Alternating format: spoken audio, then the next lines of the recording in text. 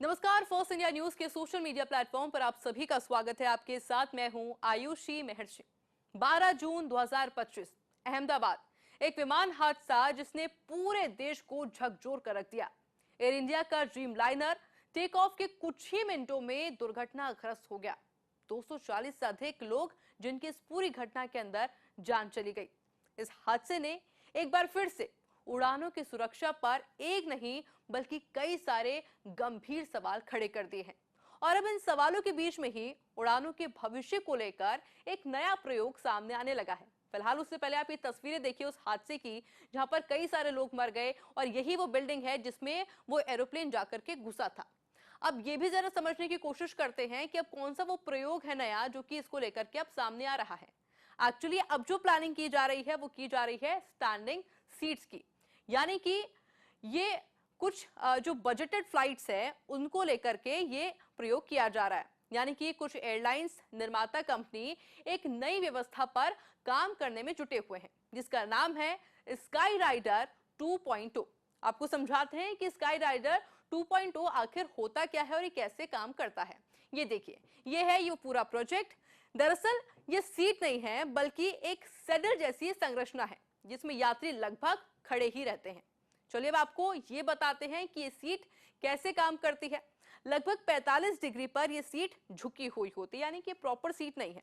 यात्री को पूरी तरीके से बैठने की अनुमति इसमें नहीं होती क्योंकि इतना सीट स्पेस उसमें होता ही नहीं है कि आप उसमें बैठ पाए, बल्कि टेक ऑफ और लैंडिंग के वक्त एक बाइक की तरह आपको झुकना पड़ेगा। यह भी आपको इस सीट पर करना होगा। सीट बेल्ट हालांकि मौजूद है लेकिन पारंपरिक सीट जितना वो मजबूत नहीं होता, यानी कि उतनी सुरक्षा वो आपको नहीं देगा। लेकिन अब ये समझते हैं कि इस तकनीक के लाने के पीछे आखिर तर्क क्या है, क्यों इस तकनीक को लाया गया कि अब फ्लाइट में आप बैठने के बजाय खड़े होकर भी फ्लाई कर सकते हैं। दरअसल इन सीट के अंदर जो लागत होगी वो कम होगी, यानी कि आपके जो टिकट फेयर हैं वो भी इससे काफी कम हो जाएंगे।